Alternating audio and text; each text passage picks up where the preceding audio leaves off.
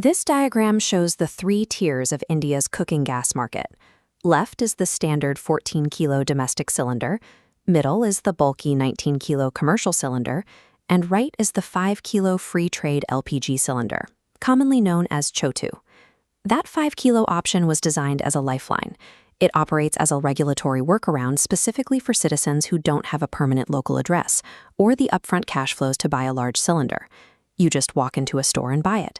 No paperwork, no address verification, no official connection required. But if we convert these tiers into a bar chart comparing the price per kilo, a massive discrepancy appears. Gas in a standard domestic cylinder costs about 64 rupees a kilo, but gas in the small cylinder, it costs over 164 rupees a kilo. And those prices are climbing fast on the open market.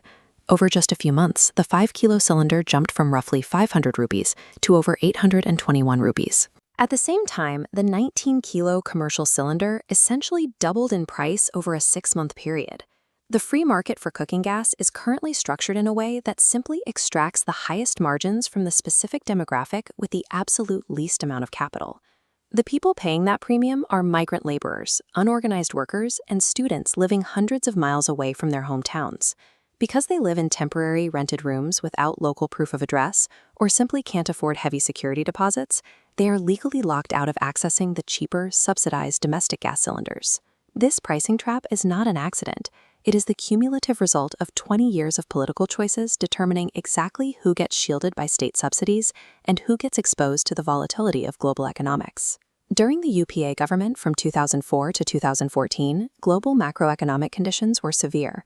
International crude oil prices surged well past $100 a barrel. This chart tracks global crude prices against what Indian consumers paid. While market costs neared 1,000 rupees, consumer prices were kept artificially flat, around 500. This widening gap reveals the massive deficit. The government absorbed 500 rupee losses per cylinder to shield the public. Eventually, that financial burden became too heavy for the national budget to carry. The UPA was forced to institute a controversial cap, strictly limiting the number of subsidized cylinders a single family could claim in a year.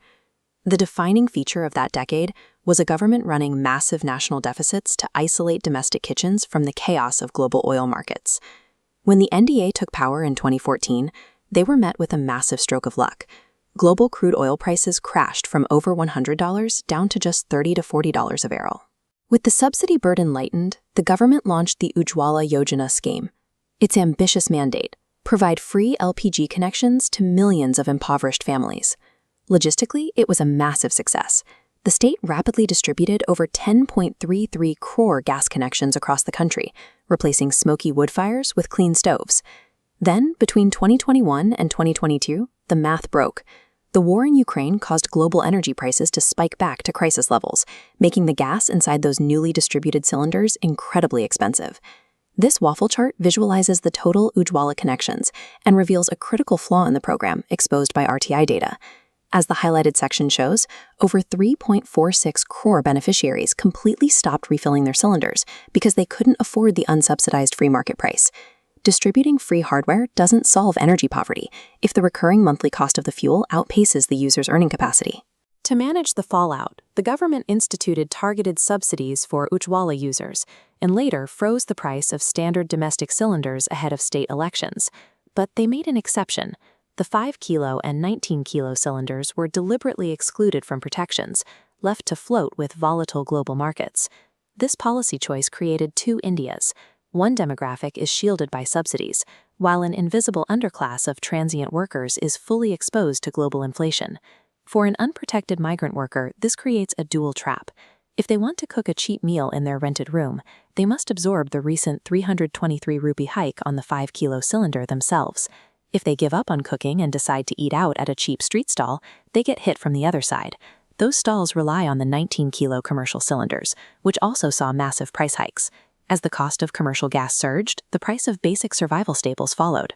A cup of tea, a single samosa, or a simple plate of food all jumped in price to cover the vendors' increased fuel costs. Whether they buy groceries or eat on the street, the working-class migrant cannot escape the unregulated inflation of cooking gas. This visual ledger shows the devastation on a microeconomic scale. Take an urban worker earning 15,000 rupees a month. We deduct fixed survival costs, $5,000 for rent, $2,000 for transport, $700 for phone. That leaves a razor-thin margin. Now drop in a 1,500 rupee surge in gas and food. It completely wipes out that margin, pushing the ledger to zero. For someone living on this edge, an extra 1,500 rupees in inflation doesn't mean putting less into a savings account. It means skipping meals entirely. The government frequently speaks of Antyodaya, a philosophy of uplifting the absolute last person in society.